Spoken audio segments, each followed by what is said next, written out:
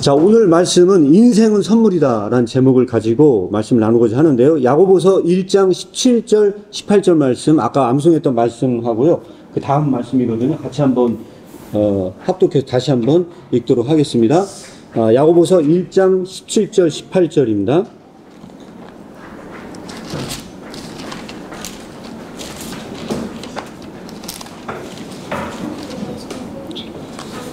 네.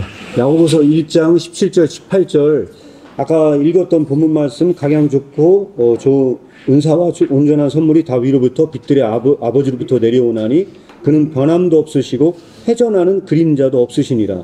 그가 그 조물주 중에 우리로 한 첫 열매가 되게 하시려고 자기의 뜻을 좇아 진리의 말씀으로 우리를 낳으셨느니라. 예, 이 말씀을 가지고 나누고자 합니다. 다 같이 일단 제가 기도하고 시작하도록 하겠습니다. 기도하겠습니다. 주님, 오늘 이렇게 야고보서 말씀으로 인생은 선물이다라는 제목으로 말씀을 나누고자 합니다. 우리의 삶이 어떠한 시험으로 가득 찬다 할지라도 그것을 기쁘게 받고 나아갈 수 있는 복을 허락하여 주시옵소서. 나누는 말씀 가운데 우리가 그렇게 우리의 삶을 받게 하여 주시옵소서. 예수님의 이름으로 기도합니다. 아멘. 예, 제가 오늘 본문 말씀을 사실 준비를 하면서 제가 최근에 만난 분들이 계세요. 근데 만난 분들이 책을 주셨어요. 그래가지고 책을 잠깐 제가 소개 말씀을 드리면 제가 세렌 키리케고로 입문 책을 가지러 가는데 그날 갑자기 문자를 주신 목사님께서 제가 이제 파주로 간다고 하니까 의정부 사신대요. 그래서 이제 하늘사랑 이야기라는 책을 이렇게 선물을 주셨어요. 선물 주셨고 얼마 전에 키리케고 연구소에서 또 이렇게 신권희 목사님께서 저에게 선물을 주셨어요. 그래서 두 권의 책을 제가 받았습니다. 받았는데 사실 이게 책 받을 때마다 사실 좀 저 개인적으로는요 굉장히 좀 부담이 되면서도 이분을 꼭 알아야 된다는 사실 좀 그런 마음이 좀 있어서 제가 최근에 좀 짬을 내서 책을 좀 읽었는데 다 읽지는 못했고 읽으면서 제가 너무 사실 감동받고 은혜 받은 내용들이 있어가지고 같이 나누고자 사실 이렇게 이제 말씀을 준비를 했습니다. 예. 일단 야고보서는요, 전체는 사실 다 읽어보면 너무 좋겠지만 핵심적인 말씀만 제가 말씀을 드렸고요. 이 야고보서의 저자는 예수님 동생 야고보였을 것이다. 보통 이렇게 학자들이 이야기를 합니다. 그래서 예수님 제자 야고보는 일찍 순교했거든요. 그래서 이 성경을 쓴 사람은 예수님 동생 야고보였을 텐데 이 야고보서는 그 핍박과 압제 아래 쓴 것이었을 것이다. 이렇게 추정을 할 수가 있습니다. 왜냐하면 1장 1절을 보면요. 흩어진 무리들에게 이 편지를 쓴다고 이야기를 합니다. 흩어졌는데 이 흩어진 사람들은 디아스포라 유대인들이었을 것이고 그들은 왜 그렇게 핍박을 받았느냐. 이미 사도행전을 보시게 되면요. 실제로 그런 핍박이 있어서 다 흩어진 것을 보실 수가 있습니다. 그런데 이 예수님 동생 야고보는 제가 다 찾지는 않겠습니다. 보면요. 예수님을 믿지 못했어요. 그래서 마가복음 3장 21절에도 보면은 믿지 못했다는 내용들이 나오고 예수님의 그 식구들조차도 예수님을 배척했던 이야기들이 나와 있고요. 그런데 예수님은 부활하신 예수님이 친히 찾아갔던 사람 중에 하나가 예수님 동생 야고보였어요. 바로 이것이 고린도전서 15장 7절에 보면 나와 있습니다. 그런데 처음에는 믿지 못했는데 이건 미스테리입니다. 그럼 예수님 동생 야고보가 언제부터 믿기 시작했을까요? 학자들도 사실은 잘 모릅니다. 그런데 대략 추정했을 때 뭐라고 얘기를 하냐면 예수님의 살아생전에는 믿지 못했던 것이 아니었냐. 이제 그렇게도 이야기를 합니다. 그리고 아마 육신의 형으로 생각했기 때문에 아마 굉장히 많은 의심을 하지 않았을까 이렇게 생각이 들어요. 그래서 야고보서가 가장 다루는 주제 중에 하나가 뭐냐면요. 의심을 다루고 있어요. 의심하는 사람은 바람에 나는 겨와 같다고 이야기를 합니다. 아마 그것은 자기 고백적 이야기가 아니었나. 전 개인적으로 그렇게 생각을 합니다. 그리고 야고보서 마지막에도 가면 두 마음을 품은 자들아 마음을 청결하게 하라 라고 했는데 이 마음을 청결하게 하는 것이 뭐냐. 이런 부분을 다루면서 의심을 다루고 있거든요. 그래서 이 예수님 동생 야고보는 본인의 그런 경험 속에서 그런 것이 있었다. 나중에 예루살렘 지도자가 됩니다. 근데 어쨌든 이 사람들이 현재 처해 있는 상황은 어떤 상황이냐면 오늘 말씀을 보면은 명확하게 이야기를 할 수가 있어요. 오늘 명확하게 이야기를 할 수 있는데 그것은 뭐냐면 시험을 다루고 있다는 거예요. 그래서 오늘 본문 말씀 제가 읽지 않은 내용을 2절부터 1장 2절부터 보면 내 형제들아 너희가 여러 가지 시험을 만나거든 온전히 기쁘게 여기라고 이야기를 합니다. 그러니까 이 사람들은 흩어졌을 뿐만 아니라 수많은 시험 가운데 있는 사람들이었을 거라는 거예요. 이 시험은 어떤 시험이었을까? 그것은 성경에는 구체적으로 말하고 있지는 않습니다. 그러나 분명히 우리가 알 수 있는 사실은 상상에서 생각해 볼 수 있다고 생각을 해요. 어떤 상상이냐? 여러분들 핍박받고 헤어지면서 아마 그런 사람이 있었을 거예요. 어떤 사람은 엄마 아버지가 죽은 자녀들만 남기고 죽은 사람들이 있었을 거고요. 예수님을 믿는다는 이유만으로. 어떤 사람들은 생이별을 해야 될 수도 있어요. 그런데 우리는 복음 속에서 그걸 알 수 있을 거예요. 만약에 그 사람들이 유대 지방에만 머물렀다면 오늘날 우리는 복음을 접하지 못했을 거예요. 어쩌면 그들의 비극은요, 우리에겐요, 참 기쁜 소식이었을 수도 있었다. 그러니까 이걸 어떻게 우리는 받아들이고 해석을 해야만 하느냐. 그러니까 이런 문제 가운데 이 야고보는요, 끊임없는 그런 시험을 다루고 있어요. 그래서 6절에도 아까 말씀드렸다시피 오직 믿음으로 구하고 조금도 의심하지 말라. 의심하는 자는 바람에 밀려 요동하는 바다 물결과 같다. 그러니까 이 야고보의 사도는 이제 쭉 그런 이야기를 하면서 이 시험을 이야기를 합니다. 오늘은 이 시험이 어떤 시험인지 구체적으로 나누진 않겠어요. 오늘 중요한 질문, 이 질문을 다룰 예정입니다. 이 질문. 왜 사도는 갑자기 이 시험 얘기를 하다가 갑자기 온갖 좋고 완전한 선물, 좋은 선물이 위로부터 빛들의 아버지로부터 온다고 말을 했을까요? 이거는 굉장히 좀 약간 좀 어떻게 보면은 문맥상 좀 어려운 부분이 될 수도 있습니다. 그리고 또 하나는 이 선물이 어떤 선물인지를 명확하게 말하지도 않았어요. 그래서 이 야고보 사도의 말을 우리는 어떤 모종의 이야기로 해석을 할 수밖에 없고, 네, 그것을 던지려고 합니다. 오늘 던지는 처음이자 마지막 질문이에요. 자, 우리 꼬마들은 어떻게 생각해요, 이거? 왜 갑자기 시험 얘기하면서 어려움과 시련과 수많은 이런 부분들을 이야기하다가 왜 갑자기 선물 이야기를 사도는 꺼내들었을까요? 그 얘기를 하면서 또 뭐라고 얘기하냐면 그 하나님께서 첫 열매가 되게 하시려고 자기 뜻을 쫓아 진리의 말씀으로 우리를 낳았대요. 네, 어렵죠. 이런 얘기를 왜 했을까요? 네? 여기서 말하는 선물은 무엇이 선물일까요? 이런 걸 오늘 나누고자 합니다. 혹시 말할 수 있는 사람 있어요? 네. 자, 말하겠답니다. 네. 인생. 인생? 박수! 잘 찍었어요. 오늘 설교 제목이 뭐였어요? 인생은 선물이다. 여기에 사실 모든 힌트가 다 들어있어요. 정답을 사실은요, 다 이야기를 한 겁니다. 이것이 우리에게 어떻게 이런 모든 돌파구를 만드는지 오늘 우리가 나누는 것이 가장 중요한 미션이에요. 자, 보도록 하겠습니다. 자, 인생을 선물을 받을 때만 시험을 이길 수 있기 때문이라고 저는 생각을 합니다. 인생을 선물로 받을 때만 시험을 이길 수가 있다. 인생을 선물로 받지 못하는 순간은요, 여전히 모든 상황은 수수께끼와 같은 상태로 남을 거예요. 나의 인생이 왜 이런 일이 벌어질지 알지 못하는 수수께끼로 남기를 바란다면 계속 불평하고 있으면 됩니다. 그럼 계속 수수께끼로 남아있을 겁니다. 그리고 하지만 이것은 내면에만 일어나는 일입니다. 이거는 외부에서 넣어줄 수가 없어요. 예를 하나 들어드리도록 하겠습니다. 어떤 사람이 비극적으로 질병에 걸렸다고 생각해보고 그것이 시한부 인생이었다고 생각해보세요. 근데 어느 날 목사님이 그분을 찾아 병원에 찾아가서 그 비극적인 상황을 선물로 받으라고 이야기를 하면 그분이 뭐라고 얘기를 하겠어요?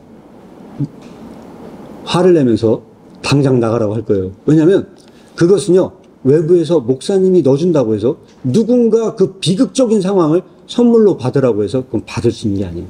그것을 받을 수 있는 건요, 내면성 속에서만 일어납니다. 외부에서 누가 말해준다? 그것은 건방진 겁니다. 건방질 뿐만 아니라 그 사람을 굉장히 화가 나게 하는 겁니다.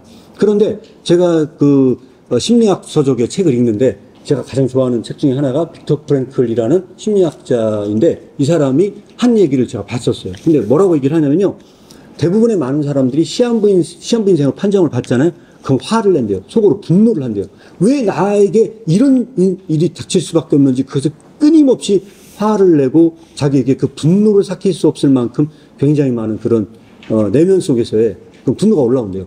그런데 계속 그런 분노를 갖고 살아가는 사람들 있잖아요. 비극적인 죽음을 맞이한다는 거죠. 그런데 그 마음이 어느 순간인가 그 상황에서 맞닥뜨려지는 순간이었는데요. 아, 나에게 어차피 죽음은 정해져 있고 이것은 나에게 정해진 삶이구나 라고 하나님의 크리스찬이라면요, 하나님께서 나에게 정해진 삶이구나 라고 하고 이걸요 감사함으로 받는 그 순간 그의 삶은 완전히 달라진 거예요. 어떻게 달라지느냐, 그 순간에요 사람들에게 인생을 정리할 만한 마음의 여유가 생기고요, 그동안에 마음의 여유를 갖지 못하고 이렇게 힘들게 하고 원한을 갖고 있었던 사람들에게 부르기도 한대요. 그러면서 인생을 정리하면서 화해를 요청하는 그런 단계까지 온다는 것이죠.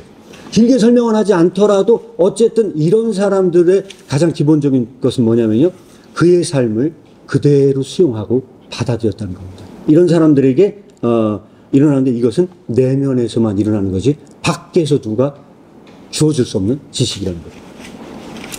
자, 그리고 뭐냐면 첫 열매가 되게 하시려고 진리의 말씀으로 우리를 낳았다. 자, 이 말씀 여기서 굉장히 가장 중요한 저는 핵심적인 요소라고 생각을 합니다. 이것은 뭐냐면요, 이렇게 내면의 변화가 일어나기 위해서는요, 내면성 속에서 저는 무언가 변화가 일어나야 된다고 생각합니다. 그 변화를 저는 기독교적인 의미에서 용어로 이해하자면요, 마음속에서 거듭나야 돼요. 다시 한번 태어나는 경험을 해야 됩니다. 그래서 이 세상을 완전히 다른 각도에서 바라볼 수 있는 눈이 없다면 사실은 이것은 불가능한 것이다. 저는 이렇게 생각을 합니다. 그래서 이 말씀에서 그 인생을 선물로 받기 위해서 그 다음 단계로 여기서 굉장히 중요한 대전제로 얘기하는 것이 뭐냐면 예수 그리스도께서 우리 안에서 첫 열매가 되게 하시려고 진리의 말씀으로 우리를 낳지 않는 이런 변화는 사실 갖기가 어렵다. 그래서 이것은 믿는 자의 축복이다. 죽음을 받아들인 것을 담대하게 받아들일 수 있는 것은 저는 믿는 자뿐이라고 생각해요. 자, 여기까지 말씀을 드렸는데요. 시 한 편 제가 소개 말씀 드리도록 하겠습니다. 시 한 편, 방문객이라는 시인데요. 정윤종이라는 교수님이자 시인이 쓰신 시랍니다. 이 시는 뭐라고 나오냐면, 사람이 온다는 건 실로 어마어마한 일이다. 그는 그의 과거와 현재와 그리고 그의 미래와 함께 오기 때문이다. 한 사람의 일생이 오기 때문이다. 부서지기 쉬운, 그래서 부서지기도 했을 마음이 오는 것이다. 그 갈피를 아마 바람은 더듬어 볼 수 있을 마음, 내 마음이 그런 바람을 흉내낸다면 필경 환대가 될 것이다. 저는 이게요, 마음이 왔다고 생각을 합니다. 네, 이렇게, 저는 이제, 저보다 먼저, 인생을 사셨고, 또 목표를 하셨고, 이제 그분들의 이 삶의 이야기가 여기에 다 들어있다고 생각을 합니다. 그래서 어떤 사람을 만난다는 건 단순한 문제가 아니고 그 사람 인생 전체가 나에게 걸어 들어오고 있어요. 얼마나 어마어마한 일입니까? 그래서 이 시처럼 우리가 사람을 만났을 때는요, 환대할 수밖에 없다. 사람을 배척하거나 그 사람을 함부로 대할 수 없다. 저는 그렇게 생각을 합니다. 그런데 우리는 이 성경 말씀에서 우리를 진리로 나올 수 있는 그분을 만난다고 하는 실로 그것은 어마어마한 사건이거든요. 예수 그리스도의 그 생애 전체를 만난다고 하는 건요, 실로 어마어마한 변화가 우리 속에서 일어나는 일이기 때문에 이것은 대단한 일이다. 이것은 진리의 말씀으로 우리를 낳았다고 했을 때 그것은 인생 전반이 변화되는 일이기 때문에 제가 말씀을 드립니다. 네, 그래서 그날 사진 찍은 겁니다. 네, 가운데 계신 분이 정영일 목사님이시고요. 이 책의 저자이신 분이시기도 합니다. 그래서 제가 다는 읽지는 못했어요. 사실은 다는 읽지는 못했고 앞부분 좀 읽었고요. 한 3분의 1 정도 읽었는데 굉장히 재미난 인생의 드라마틱한 인생을 설명을 하고 있는 이 책입니다. 그래서 제가 결론부터 짚고 가자면요, 인생은 선물이다. 그리고 인생은 선물이다. 신흥권이 목사님은 뭐라고 얘기를 했냐면요, 이 책에서는요, 세월이 선물이다. 하나님께서 주신 그 시간 자체가 선물이다. 그리고 관계가 선물이다. 이 세 가지를 저는 여러분들에게 제시하고 싶습니다. 여러분들이 만약에 이것을 선물로만 받을 수 있다면요, 인생에 어마어마한 변화가 일어날 것이다. 삶을 바라보는 방식이 바뀔 거다. 이렇게 결론을 짓고 넘어가도록 하겠습니다. 욥의 삶은 과연 선물일까? 여러분들은 어떻게 생각하십니까? 욥이 욕창이 나서 막 정을 다 몸에 피병으로 다 긁고 있고요. 가족들이 다 죽고 재산을 다 날린 것을 선물로 받을 수 있냐? 여러분들이 욥의 상황이라면 하나님께서 주신 선물로 받을 수 있냐? 이것은 아마 여기서 예스라고 말할 수 있는 사람이 많지는 않을 것 같아요. 그런데 욥의 그런 모든 시험, 여기서 말하는 욥의 그런 시험은요, 욥이 잘못해서 받은 시험이 아니거든요. 욥이 잘못해서 받은 시험도 아님에도 불구하고 이것은 해석될 수 없는 어떤 시험인데, 이 욥은 이것을 이 숱한 과정 속에서 욥기에 나와 있는 그 모든 내용은요, 그 삶을 선물로 받는 훈련이었다. 저는 개인적으로 그렇게 설명을 드릴 수 있을 것 같아요. 그래서 여러분들에게 소개하자면 디모데서에 나오는 말씀이 하나 있어요. 그 말씀이 뭐냐면 같이 한번 읽어보도록 하겠습니다. 디모데서 4장 4절 말씀입니다. 시작. 하나님의 지으신 모든 것이 선함에 감사함으로 받으면 버릴 것이 없나니 하나님의 말씀과 기도로 거룩하여 짐이니라. 그래서 디모데 전서에서는 이렇게 사도가 말을 하고 있습니다. 하나님이 지은 모든 것이 선하다. 이것을 감사함으로 받으면 버릴 것이 없다. 라고 얘기를 합니다. 그래서 여기서 우리가 떠안는 과제는 어떤 과제나 항상 범사에 감사하라. 항상 기뻐하고 범사에 감사할 수 있냐. 이것은 무지막지한 일이거든요. 그래서 중요한 건 이건 무슨 얘기냐. 모든 것이 선하다고 믿지 않는 한 이건 감사할 수 없다. 우리의 인생에서의 가장 큰 과제는요, 우리의 시험 당할 때 그것을 감사함으로 받을 수 있냐. 이것이 저는 인생의 최대의 과제다. 이거는 무지막지한 과제다. 우리가 이거를 수행할 수 있다면 그 사람은 정말로 하나님께서 주신 복을 받을 수 있다. 저는 그렇게 생각을 합니다. 예. 귀천 시를 저도 많이 좋아합니다. 특히 이 시 너무너무 좋아하는 시입니다. 그런데 제가 이유가 뭔지는 모르겠는데 지금 이 셀이 뭐가 잘못됐나 봐요. 그 목사님 얘기를 넣어놨는데 이 목사님 얘기부터 하고 제가 이 셀 말씀을, 이 귀천 시 말씀을 드리겠습니다. 이 목사님 이 책을 제가 잠깐 사실 읽었는데요. 이 목사님 책 제목만 봐도 아마 여러분들이 좀 느낌이 오실 거예요. 그 카테고리 제목에 제 큰 제목에 뭐라고 나와 있냐면요. 목사님 이렇게 써놨어요. 정영일 목사의 인생 고백 걸레의 길. 1장이 걸레의 길이고요. 인생의 전환점 땅의 걸레에서 다가오신 하늘의 사랑. 이렇게 써놨어요. 여기까지 제가 읽었어요. 이 챕터 2장. 그래서까지 사실 읽었는데, 이 목사님은 대충 얘기를 들어보니까 그날은 다 말씀 못 하시고 밥만 사주시고 가셨거든요. 근데 이거보다 보니까 그 의정부, 고등학교 때부터 의정부 깡패로 살면서 완전히 그냥 거의 그 깡패 인생으로 인생을 바쳤더라고요. 그리고 뭐 꼰대, 마약에 뭐 그 의정부 고등학교를 공부를 진짜 안 했었는데 진짜 맘먹고 들어가요. 공부를 엄청 열심히 했대요. 그 당시에 의정부 고등학교를 들어가는 것은 굉장히 어려운 일이었다는데 공부를 들어갔대요. 근데 전교에서 3등 하는 애가 어느 날 어디 가자고 하더래요.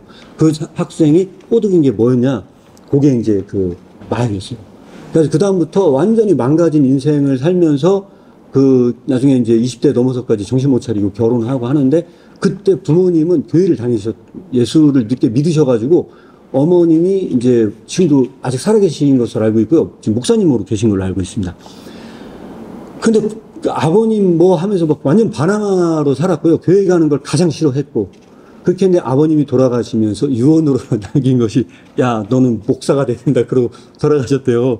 근데도 뭐 아무 정신 못 차리고 막 돌아다니고 하고 하는데 어느 날 결혼을 하고 났는데 그렇게 자기가 정말 인생이 망가진 상태에 살아가니까 사모님이 이혼하자고 이야기를 하더래요.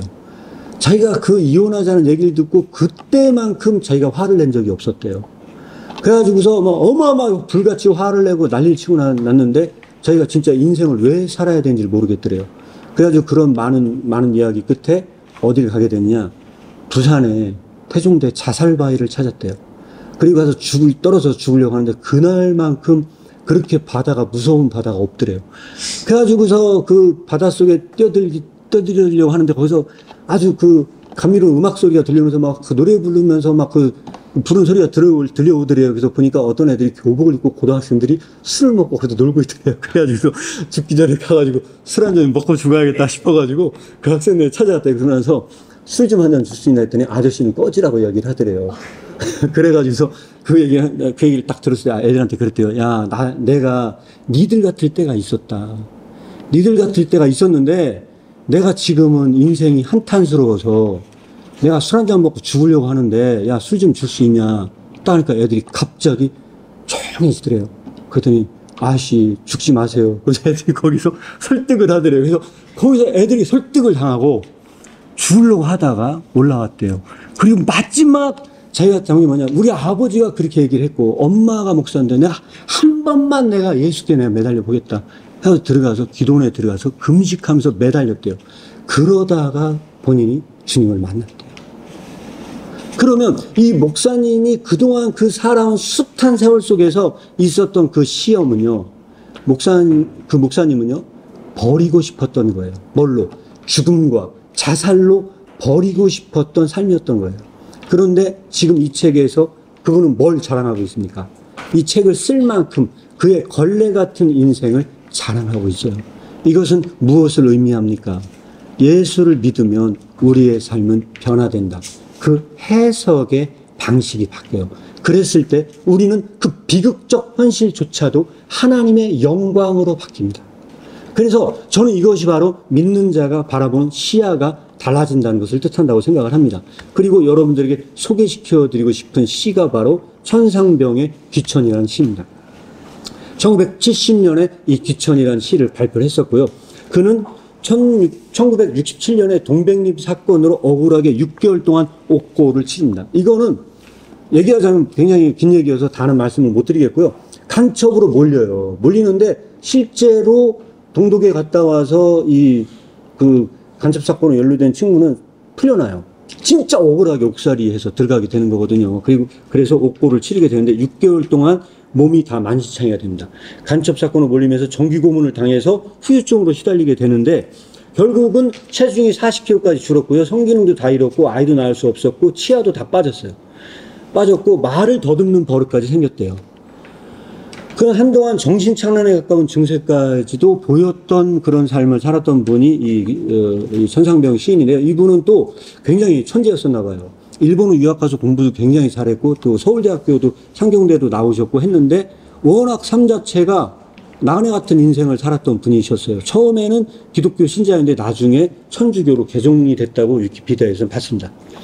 이분이 이 귀천이라는 시를 1970년에 써요. 이분이 이런 고통을 당한 분이 이런 시를 썼다 그러면 감동이 들었을 거예요. 그런데 인생의 숱한 이 상황 속에서 아마 이분도 죽음을 생각했던 것 같아요. 아, 내가 인생에서 오래 살기는 쉽지 않겠구나 했던 분께서 이 시를 이렇게 남겼습니다. 나 하늘로 돌아가리라.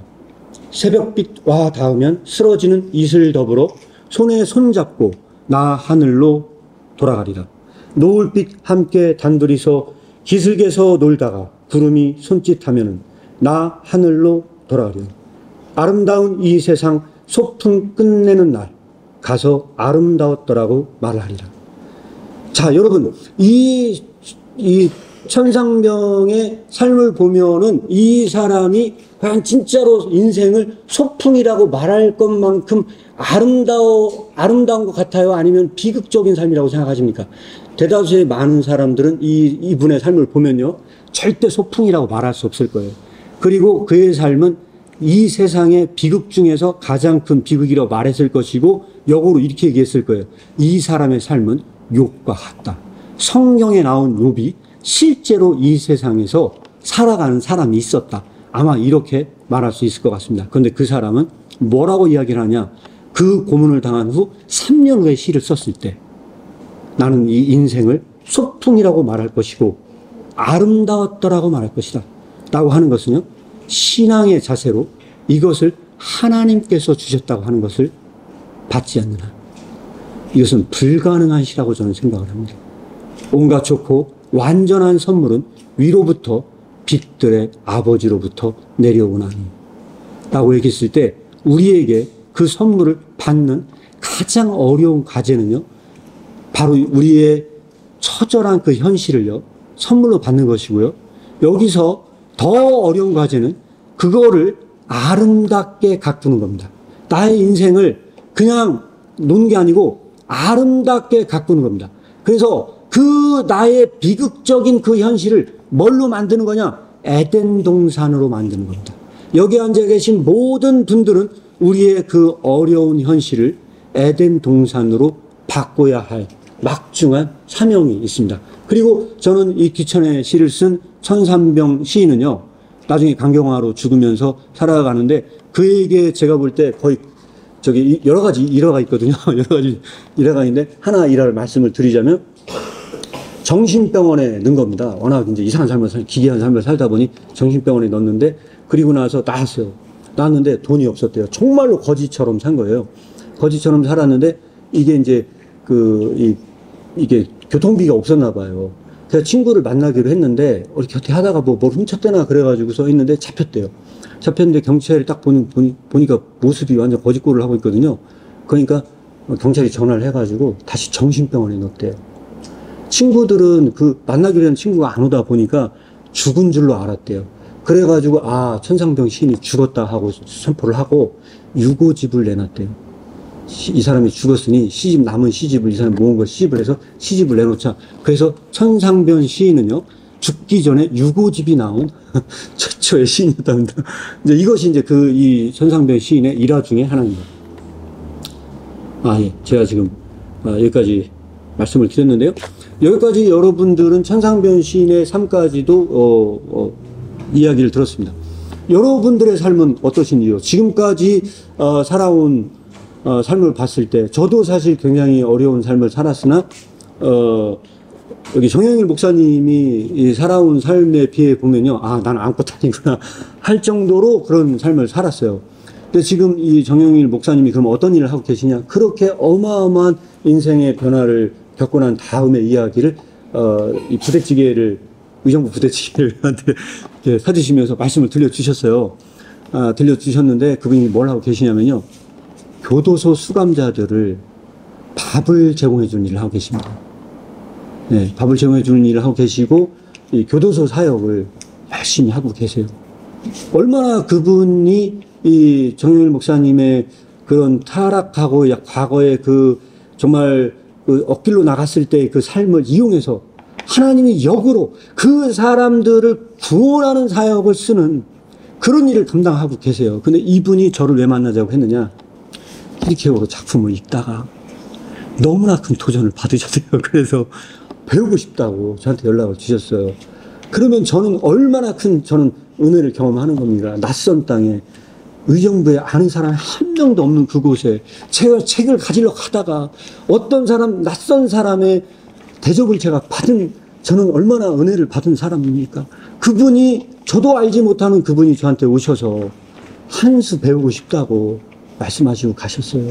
그리고 나서 공부하는 일이 있걸랑 연락을 달라, 세종시에 방문하겠다고 하셨어요. 그래서 제가 이제 조만간 강좌가 진행이 되면 연락을 드리고자 합니다. 여행차 온다는 마음으로 한번 세종시에 오시겠다고 말씀해 주셨거든요. 아마 뵐 날이 있을지도 모르겠습니다. 그래서 이런 만남이 허락이 됐습니다. 또한 신권인 목사님도 쭉 책을 쓰셔서 제가 지금도 사실 좀씩 읽고 있습니다. 말씀하시는 내용이 너무나 또 시도 좋아하시는 것 같은 느낌이 들었어요. 그래서 시도 많이 이용을 해 주셨고요. 저는 인간의 언어 중에서 인간의 말로 표현할 수 없을 때, 보통 사람들이 그런 말을 합니다. 나의 사랑은 말로 표현할 수 없어.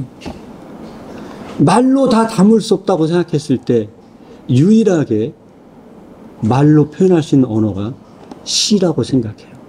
그나마 시가 있기 때문에 그 말할 수 없는 걸 말할 수 있도록 전달할 수 있는 그 시 한 수는요, 그 마음을 담은 얘기거든요. 만약 그렇게 얘기했을 때 우리가 단순하게 쓴 시가 아니고요, 이 시에는요 어마어마하게 압축된 그 사람의 사상이 담겨 있고요. 그렇다고 생각을 합니다. 여기 앉아 계신 모든 분들이 인생을 선물로 받을 수 있는 그런 축복을 갖기를 소망합니다. 하나님의 말씀 안에서 더 그 삶을요, 비관만 하지 마시고 기쁨으로 맞닥뜨려서 그것을 더 적극적으로 아름다워지게 변화시키는 사람들이 되기를 축복합니다. 예, 여기까지 말씀을 마무리하도록 하겠습니다.